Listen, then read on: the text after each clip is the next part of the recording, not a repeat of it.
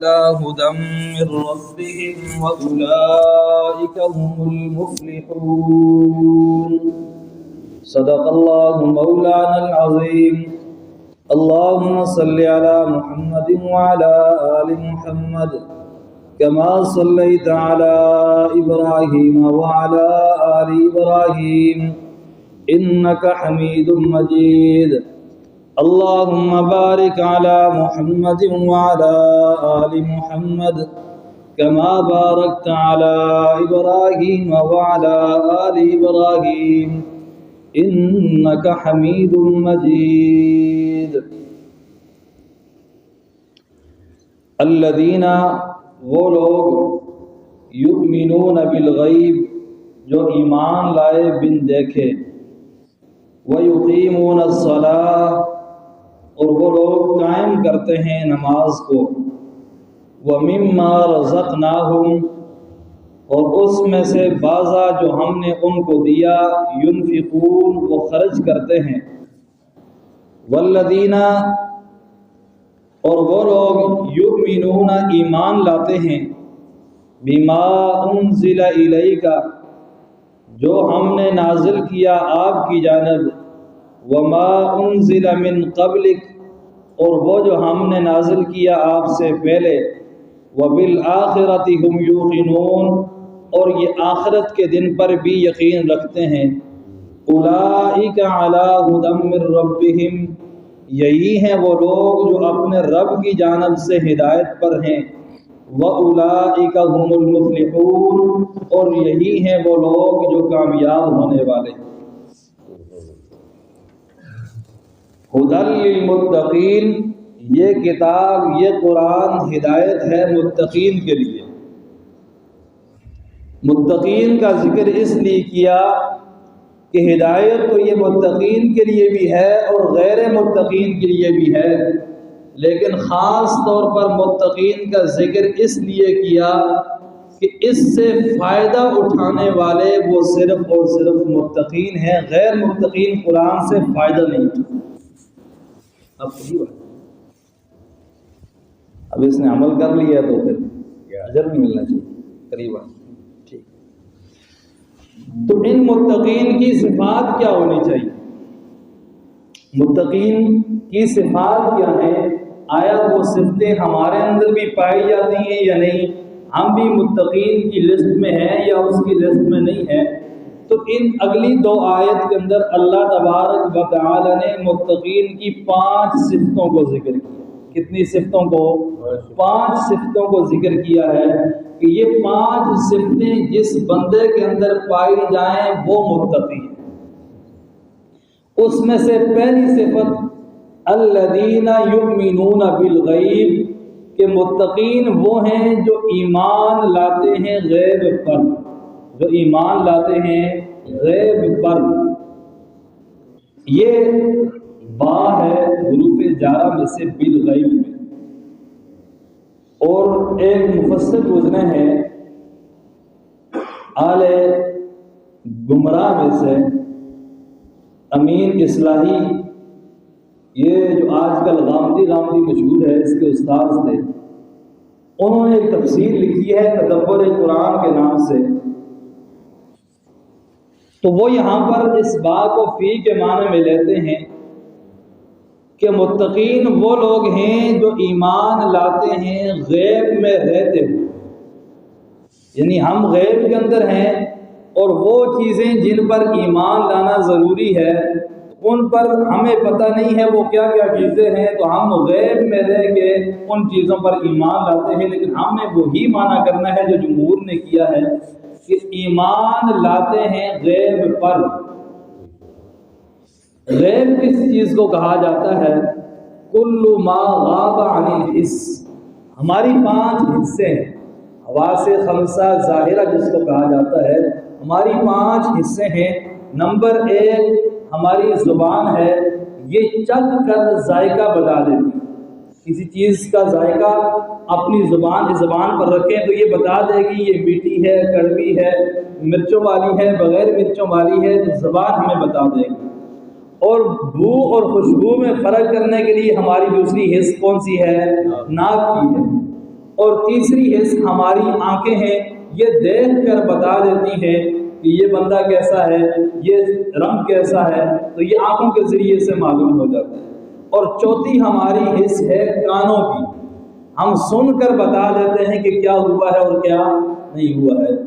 اور پانچویں ہماری حص ہے ہاتھ پاؤں چھونا، جس سے کہا جاتا ہے اب ہم زمین پر پاؤں رکھتے ہیں، ہاتھ رکھتے ہیں، ہمیں پتہ چل جاتا ہے یہ زمین گرم ہے یا ٹھنڈی ہے۔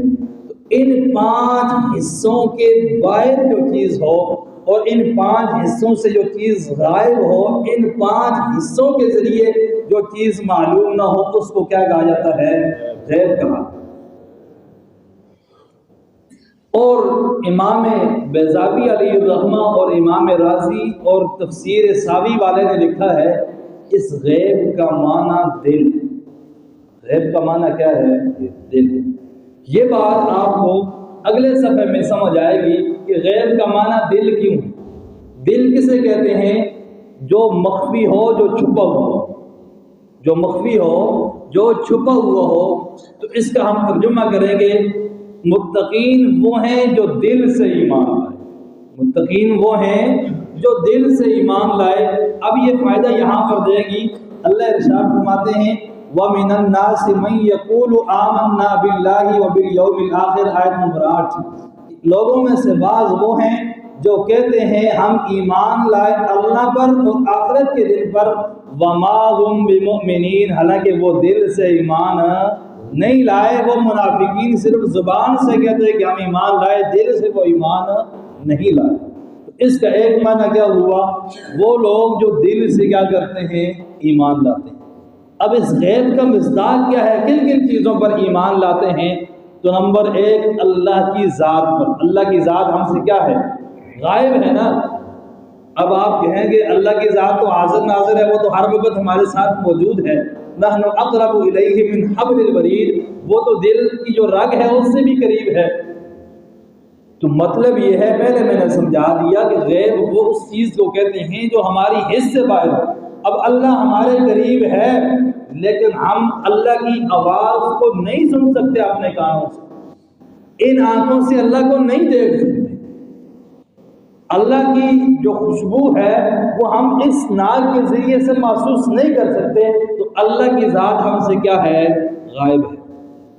اور اسی طرح فرشتے ہم سے غائب ہیں، پرانی کتابیں ہم سے غائب ہیں، پرانے انبیاء علیہ الصلوۃ والسلام ہم سے غائب ہیں، برزخ میں کیا ہونا ہے، مر جانے کے بعد کے احوال وہ ہم سے غائب ہیں، قیامت کی علامتیں ہم ان پر یقین رکھتے ہیں لیکن وہ ہم سے کیا ہیں؟ غائب ہیں، حشر نشر قائم ہوگا لیکن ہم اس سے ہمیں معلوم نہیں، ہم سے وہ غائب ہیں۔ اسی طرح پورے صراط ہے لیکن ہمیں پتہ نہیں، قیامت ہے ہمیں پتہ نہیں ہے، جنت ہے جہنم ہے، یہ ساری چیزیں یقینی ہیں۔ جو نبی علیہ السلام نے خبر دی ہے، ہم اس مخبر صادق صلی اللہ علیہ وسلم کی خبر پر یقین رکھتے ہیں کہ یہ چیزیں ہیں، ہم سے غائب ہیں، اور اس غائب شدہ چیزوں پر ہم کیا رکھتے ہیں؟ ایمان رکھتے ہیں۔ غیب اس کو ہیں تو غائب، اور یہ بھی ذہن میں رکھیں کہ جیسے جیسے مخبر صادق صلی اللہ علیہ وسلم نے بیان کیا ہے اسی طرح ہم نے ایمان رکھنا ہے ان چیزوں پر، اپنے اندازے نہیں لگانے کہ جہنم ایسے ہوگی جنت ایسے ہوگی، اپنا تخمینہ قائم نہیں کرنا۔ جیسے حضور صلی اللہ علیہ وسلم نے بتا دیا کہ جہنم ایسے ہوگی، جہنمیوں کے حالات یہ ہوں گے، جیسے قرآن نے بتا دیا جہنم ایسے ہوگی، جہنمیوں کے جنتوں کے یہ حال ہوں گے، پل صراط سے ایسے گزرنا ہوگا، ویسے ہی ہم نے ایمان لانا ہے، اپنی طرف سے کوئی تخمینہ اس پر قائم نہیں کرنا۔ پہلی صفت کیا ہوئی کہ متقین وہ ہیں جو غیب پر کیا کرتے ہیں؟ ایمان رکھتے ہیں۔ وَيُقِيمُونَ الصَّلَاةَ، دوسری صفت نماز کو قائم کرتے ہیں۔ نماز کو کیا کرتے ہیں؟ تمام مفسرین نے کہا کہ کہیں بھی اللہ تبارک و تعالی نے یقرؤون الصلاۃ، نماز پڑھتے ہیں، اس کا ذکر نہیں کیا، نماز پڑھنے کا ذکر نہیں کیا، نماز قائم کرنے کا ذکر کیا۔ نماز پڑھی کیسے جاتی ہے؟ بس کھڑے ہو گئے اوپر نیچے، ہمارے آٹومیٹک اعضاء چل رہے ہیں، ہم اللہ سے کیا کہہ رہے ہیں، کیا مانگ رہے ہیں، اور اس پر اللہ کیا عطا کر رہے ہیں، کیا وعدے کر رہے ہیں، کچھ پتہ نہیں۔ یہ ہے نماز پڑھنا۔ نماز قائم کرنا کسے کہتے ہیں؟ حضرت ابن عباس رضی اللہ تعالی عنہ فرماتے ہیں اقامت الصلاۃ اتمام الرکوع والسجود والتلاوہ والخشوع والاقبال علیہا فیہا، کہ اقامت صلاۃ کہتے ہیں رکوع کو تام کرنا، سجدے کو تام کرنا، تلاوت کو تام کرنا، خشوع جو اللہ ہم سے چاہتے ہیں وہ تام کرنا، اور اس نماز پر پوری توجہ رکھنا، اور جو کچھ ہم نماز میں کہہ رہے ہیں اس کی طرف سے پوری توجہ رکھنا۔ اور بعض مفسرین نے اقامت صلاۃ کے 10 معنی بیان کیے ہیں کہ یہ 10 صفتیں اگر ہماری نماز کے اندر پائی جا رہی ہیں تو ہم نماز قائم کر رہے ہیں، اگر یہ 10 صفتیں ہماری نماز میں نہیں پائی جا رہی تو پھر ہم نماز قائم نہیں کر رہے، نماز صرف اور صرف پڑھ رہے۔ اس میں سے پہلی صفت یہ ہے طہارت جسمانی، ہمارا جسم کیا ہو، پاک صاف ہو، وضو کامل ہو، جس طرح اللہ تبارک و تعالی نے سورہ مائدہ کے اندر ارشاد فرمایا یا ایھا الذین آمنوا اذا قمتم الی الصلاۃ فاغسلوا وجوہکم وایدیکم الی المرافق الی آخرہ، کہ جب آپ نماز کے لیے کھڑے ہو جائیں تو وضو کر لیں۔ کیا کر لیں؟ وضو کر لیں۔ وضو کے 4 فرائض ہیں وہ آپ پورے کر لیں۔ تو پہلی چیز کیا ہے؟ طہارت جسمانی، ہمارا جسم بھی پاک ہو، ہمارے کپڑے بھی پاک ہو، اور ہماری جس جگہ کھڑے ہو کے نماز پڑھ رہے ہیں وہ جگہ بھی کیا ہو، پاک ہو، اور تمام نماز کے فرائض جو ہم پڑھ وہ بھی اس میں شامل آ جائیں۔ اور دوسری چیز اقامت صلاۃ میں ہے مداومت علی الصلاۃ، کہ ہم نماز پر مداومت کریں، ہمیشہ نماز پڑھیں۔ وَهُمْ عَلَىٰ صَلَاتِهِمْ دَائِمُونَ، وہ ہمیشہ نماز پر دائم رہتے ہیں، قائم رہتے ہیں۔ یہ نہیں صبح کی پڑھ لی، زور کی رہ گئی، آج پڑھ لی، کل چھوڑ دی، پرسوں چھوڑ دی، ایک دن پڑھی دوسرے دن نہ پڑھی، یہ نہیں۔ مداومت علی الصلاۃ ہوگی تب نماز کیا ہوگی، قائم ہوگی۔ اور نمبر 3 اوقات مقررہ پر نماز پڑھنا۔ ان الصلاۃ کانت علی المؤمنین کتابا موقوتا، اللہ نے نماز فرض کی ہے اوقات مقررہ پر۔ اب یہ نہیں ہے زور کی نماز رہ گئی جرام جانے دے، عصر کے وقت پڑھ لیں گے، عصر کی نماز جانے دے، مغرب کے وقت، مغرب کی عشاء کی صبح کے وقت، ایسے نہیں۔ جو جو اوقات اللہ نے مقرر کیے ہیں ان اوقات پر نماز کو پڑھیں گے تو تب یہ نماز کیا ہوگی، قائم ہوگی۔ اور نمبر 4 حفاظت صلاۃ، جیسے اللہ نے ارشاد فرمایا حافظوا علی الصلوات والصلاۃ الوسطیٰ، کہ اپنی نمازوں کی کیا کرو، حفاظت کرو۔ اور نمبر 5 حقیقت نماز سے غافل نہ ہو، حقیقت نماز سے غافل نہ ہو۔ منافقین کی یہ صفت ہے وَهُمْ عَنْ صَلَاتِهِمْ سَاهُونَ، وہ اپنی نمازوں سے کیا ہے، غافل ہے، غافل ہو کے نماز پڑھتے ہیں۔ اور نمبر 6 اس نماز کے اندر ریاکاری نہ ہو، نماز کے اندر ریاکاری نہ ہو، جیسے منافقین کرتے تھے الذین هم یراؤون، منافقین کی صفت اللہ نے بیان کی کہ وہ جو نماز لوگوں کو دکھانے کے لیے پڑھتے ہیں، تو ہماری نمازیں لوگوں کو دکھلانے کے لیے نہ ہوں۔ اور نمبر 7 ہماری نمازوں کے اندر کسل اور سستی نہ ہو، کسل اور سستی نہ ہو، یہ بھی منافقین کی صفت ہے۔ لا یأتون الصلاۃ الا وهم کسالى، نماز کو آتے نہیں، جب آ جائیں تو سستی سے آتے ہیں، سستی سے کھڑے ہوتے ہیں اور سستی سے نماز پڑھتے ہیں، یہ منافقین کی صفت ہے۔ اگر اس طرح نماز پڑھیں گے تو ہماری نماز قائم نہیں ہوگی۔ اور نمبر 8 با جماعت نماز ادا کرو، وَارْكَعُوا مَعَ الرَّاكِعِينَ، نماز پڑھنے والوں کے ساتھ نماز پڑھو۔ اور نمبر 9 خشوع اور خضوع کے ساتھ نماز پڑھو۔ قد افلح المؤمنون الذین هم فی صلاتهم خاشعون، کہ ایمان والے کامیاب ہو گئے۔ کون ایمان والے؟ جو اپنی نمازوں کے اندر کیا رکھتے ہیں، خشوع اور خضوع رکھتے ہیں۔ اور نمبر 10 کہ برائی سے ہماری نماز ہمیں روکنے والی، یہ نماز ہمیں برائی سے کیا کر دے، روک دے۔ ان الصلاۃ تنہا عن الفحشاء والمنکر، کہ بے شک نماز کیا کرتی ہے، بے حیائی اور برے کاموں سے روکتی ہے۔ تو اقامت صلاۃ کے اندر کتنی چیزیں ہوگی، 10 چیزیں ہوگی۔ اور ایک مفسر نے یروجون یقیمون کا معنی کر کے یہ بتا دیا کہ نمازوں کو ترویج دو، نمازوں کو کیا کہو؟ ترجیح دو۔ وَمِمَّا رَزَقْنَاهُمْ يُنْفِقُونَ، متقین کی تیسری صفت اللہ نے بیان کی کہ وہ جو ہم نے ان کو دیا ہے اس میں سے کیا کرتے ہیں؟ خرچ کرتے ہیں۔ یا من ما، یہ من ما اصل میں تھا من ما، اس کا مطلب یہ ہے کہ تھوڑا سا خرچ کرو، یہ نہیں کہ سارا مال خرچ کر دیا اور خود بھوکے بیٹھ گئے، تھوڑا سا خرچ کرو۔ اور یہاں مفسرین نے یہ بات بھی لکھی ہے کہ اللہ حکم دے رہے خرچ کرنے کا نا، انفاق فی سبیل اللہ کا حکم دے رہے ہیں، اور اس حکم کے اندر بھی اللہ یہ ارشاد فرماتے ہیں کہ تھوڑا خرچ کرو۔ اس حکم میں بھی اللہ فرماتے ہیں تھوڑا خرچ کرو۔ جب اللہ جس چیز کا حکم دے رہے ہیں اور اس حکم میں بھی کہتے ہیں تھوڑا خرچ کرو، تو جو ہم اسراف اور تبذیر کے اندر سارا مال خرچ کر دیتے ہیں، شادی بیاہ کی تقریب میں قرضے لے کے ادھار چڑھا کے اور ساری زندگی مقروض رہ کر اسراف اور تبذیر حد سے بڑھ جاتے ہیں، تو وہاں یہ کہاں سے جائز ہو جائے گا؟ جہاں اللہ کہتے ہیں میرے راستے میں خرچ کرنا ہے تو اپنے مال میں سے تھوڑا سا خرچ کرو کہ تاکہ آپ کے کھانے کے لیے بھی باقی رہے، آپ پہ بھی بوجھ نہ پڑے۔ اور جہاں ہم خود اسراف کرتے ہیں تو وہاں تو بدرجہ اولا حرام کاموں کے اندر اس چیز سے کیا ہونا چاہیے؟ ہمیں رکنا چاہیے۔ اور آگے یہ بھی فرما دیا رزقناہم، دل سے دور کر دیا، یہ مال تیرا نہیں ہے، جس کے خرچ کرنے کا میں حکم دے رہا ہوں یہ تیرا بھی نہیں، یہ ہے بھی میرا ہے، یہ میں نے تجھے دیا ہے دنیا میں کچھ تھوڑی سی زندگی گزارنے کے لیے، اس میرے دیے ہوئے سے میرے راستے میں کچھ خرچ کر دیا تو میں نہیں ہے، اب تھوڑا سا اٹھا کے میرے راستے میں کیا کر دے؟ خرچ کر دے۔ یہ ایمان والوں کی تیسری، متقین کی تیسری صفت کو اللہ نے بیان کیا۔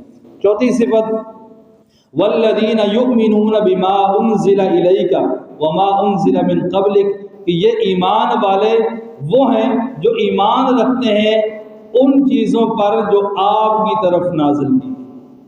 ما انزل الیک، یہ ما عام ہے، اس کے اندر حضور صلی اللہ علیہ وسلم پر نازل ہونے والی وحی جلی قرآن حکیم اور وحی خفی احادیث مبارکہ بھی شامل ہے۔ آج کل منکرین حدیث کا بھی ایک دور ہے، تو اس قرآن سے یہ بات ثابت ہوتی ہے کہ صرف قرآن پر ایمان نہیں لانا، قرآن کے ساتھ ساتھ کس پر ایمان لانا بھی ضروری ہے؟ احادیث پر بھی ایمان لانا ضروری ہے۔ اس لیے احادیث کا جو مضمون ہوتا ہے وہ اللہ کی جانب سے ہوتا ہے، صرف زبان کسی نبی علیہ الصلوۃ والسلام کی زبان سے نکلتا ہے، لیکن وہ مضمون من جانب اللہ ہوتا ہے، اللہ ہی کی جانب سے ہوتا ہے۔ تو قرآن تو مضمون اور الفاظ یہ دونوں اللہ کی جانب سے، احادیث مضمون اللہ کی جانب سے، لیکن الفاظ جناب نبی کریم صلی اللہ علیہ وسلم ادا فرماتے ہیں۔ تو فرمایا ایمان والے وہ ہیں جو اللہ کی جانب سے، متقین وہ لوگ ہیں جو قرآن نازل ہوا، جو وحی نازل ہوئی، اس پر کیا رکھتے ہیں؟ ایمان رکھتے ہیں۔ وما انزل من قبلک، اور اس چیز پر بھی ایمان رکھتے ہیں جو آپ سے پہلے نازل کی گئی، اس وحی پر بھی ایمان رکھتے ہیں جو آپ سے پہلے نازل کی گئی۔ تورات، زبور، انجیل، صحیفے جو آپ سے پہلے نازل کی گئی پہلے انبیاء پر، اس پر ایمان لانا بھی کیا ہے؟ ضروری ہے۔ فرق کیا ہے کہ پہلے صحیفوں پر، پہلی کتابوں پر اور قرآن پر ایمان لانے میں یہ فرق ہے کہ پہلے جو صحیفے اور کتابیں ہیں ان پر آپ نے اجمالی ایمان لانا ہے اور قرآن پر تفصیلی ایمان لانا ہے۔ کیا مطلب؟ کہ بھائی اس بات پر ایمان لانا ہے کہ تورات اللہ کی کتاب تھی، انجیل اللہ کی کتاب تھی، زبور اللہ کی کتاب تھی، صحیفے اللہ نے نازل کیے تھے، بس۔ اور قرآن پر ایمان لانا یہ تفصیلی ہے کہ یہ قرآن ہمیں کیا کرے۔ لیکن آج کل ہم جس طرح پہلی کتابوں پر اجمالی ایمان لائے، اس طرح قرآن پر بھی اجمالی ایمان، یہ بھی بند ہے، ہمیں نہیں پتہ کہ قرآن ہمیں کیا کہہ رہا ہے، نہ ہم نے پڑھا، نہ سیکھا، نہ سمجھا، ساری زندگی ایسے گزر گئی تو سمجھو ہم نے قرآن پر بھی کیا لایا؟ اجمالی ایمان لایا، ہمیں نہیں پتہ قرآن ہمیں کیا کہہ رہا ہے۔ تو جس طرح پہلی کتابوں پر اجمالی ایمان ہے، اس طرح قرآن پر اجمالی ایمان نہیں، قرآن پر کیا ہے؟ تفصیلی ایمان ہے۔ یہ قرآن ہمیں کیا کہتا ہے؟ وما انزل من قبلک، اللہ تبارک و تعالیٰ نے رد کیا ہے یہاں پر، اور رد کس کا کیا ہے؟ قادیانیوں کا۔ اب جب مرزا نے یہ آیت پڑھی نا تو کہنے لگا بڑا پریشان، کہتا ہے جب میں نے یہ آیت پڑھی تو میں بڑا پریشان ہوا کہ اللہ کہہ رہا ہے ایمان والے وہ ہیں جو ایمان لاتے ہیں ان چیزوں پر جو آپ صلی اللہ علیہ وسلم سے پہلے نازل ہوئی۔ اب وہ وحی جو پہلے نازل ہوئی اور وہ وحی جو آپ پر نازل ہوئی، اب بعد والی وحی کا تو یہاں پہ ذکر ہی نہیں ہے۔ جب بعد والی وحی کا ذکر نہیں ہے تو میری وحی کہاں گئی؟ تو پریشان ہو گیا۔ پھر تھوڑی دیر کے بعد کہنے لگا دوبارہ مجھ پہ وحی آئی تو مجھے اللہ نے سمجھایا آپ کی وحی کا اور آپ کی نبوت کا آگے ہم نے ذکر کیا، وَبِالْآخِرَةِ هُمْ يُوقِنُونَ۔ اس کا مطلب کہ معنی بیان کرتا ہے وَبِالنُّبُوَّةِ الْآخِرَةِ۔ حالانکہ جو آپ سمجھیے قرآن حکیم میں 37 مقام پر اللہ نے آخرہ کا لفظ ذکر کیا ہے، اور 37 مقام میں کسی ایک جگہ بھی اس کو وحی اور نبوت کی صفت کے طور پہ نہیں لایا، بلکہ آخرت کے دن کی صفت کے طور پہ لایا ہے۔ اور بالیوم الاخرہ، اور اسی طرح وَإِنَّ الدَّارَ الْآخِرَةَ لَهِيَ الْحَيَوَانُ، اور اسی طرح اللہ تبارک و تعالیٰ نے نبی علیہ السلام سے فرمایا تھا وَإِنَّ الْآخِرَةَ، یہ جو آخرت کا گھر ہے، وَلَلْآخِرَةُ خَيْرٌ لَكَ مِنَ الْأُولَىٰ، کہ یہ آخرت ہے، آخرت کا دن ہے، یہ اس دنیا کی زندگی سے کیا ہے؟ بہتر ہے۔ تو یہاں آخرت سے مراد کیا ہے؟ آخرت کا دن ہے، نبوت آخرت وہی آخرت مراد نہیں ہے۔ تو اللہ تبارک و تعالیٰ نے یہاں ختم نبوت کی ایک دلیل بیان کر دی کہ ایمان لانا ان چیزوں پر جو آپ صلی اللہ علیہ وسلم سے پہلے نازل ہوئی اور جو آپ پہ نازل ہوئی، بس آپ کے بعد نبوت کا دروازہ کیا ہو گیا؟ بند ہو گیا۔ وَبِالْآخِرَةِ هُمْ يُوقِنُونَ، اور پانچویں صفت اللہ تبارک و تعالیٰ نے متقین کی یہ بیان کی کہ وہ آخرت کے دن پر کیا رکھتے ہیں؟ یقین رکھتے ہیں۔ قیامت کے دن کیا ہوگا، کیا نہیں ہوگا، کیا حساب کتاب ہوگا، اس دن پر کیا رکھتے ہیں؟ یقین رکھتے ہیں۔ اولئک علی ھدی من ربہم، یہی ہیں وہ لوگ جو اپنے رب کی جانب سے ہدایت پر تھے، اور یہی ہیں وہ لوگ جو کامیاب ہونے والے۔ ان الفاظ پر غور کریں، اللہ نے کہا اولئک علی ھدی، یہ علی جو لفظ ہے اس کا استعمال استعلاء کے لیے ہوتا ہے، بلندی کے لیے ہوتا ہے، اونچی چیز کے لیے ہوتا ہے۔ تو اللہ یہ بتانا چاہتے ہیں ان 5 صفتوں والے جو لوگ ہوں گے وہ ایسے ہیں گویا کہ وہ ہدایت کی سواری پر سوار ہیں، ہدایت کی سواری پر سوار ہو کے چل رہے ہیں۔ وَأُولَئِكَ هُمُ الْمُفْلِحُونَ، اور اخروی نتیجہ یہ ہے کہ یہ ہمیشہ کیا ہونے والے ہیں؟ کامیاب ہونے والے ہیں۔ فلاح کا معنی ہوتا ہے بقا، فَكَأَنَّهُ قِيلَ لِلْمُؤْمِنِينَ، گویا کہ ایمان والوں سے کہا جا رہا ہے مفلحون، مفلحون کیوں کہا؟ لِفَوْزِهِمْ بِالْبَقَاء، ان کی جو یہ کامیابی ہے یہ ہمیشہ باقی رہنے والی ہے، کبھی فنا ہونے والی نہیں ہے۔ فی النعیم المقیم، ان نعمتوں کے اندر جو دائمی ہیں، یہ نعمتیں بھی دائمی ہیں اور ان کی کامیابی بھی کیا ہے؟ دائمی ہے۔ اکلھا دائم، یہ نعمتیں بھی ہمیشہ رہیں گی اور یہ ان کی کامیابی بھی کیا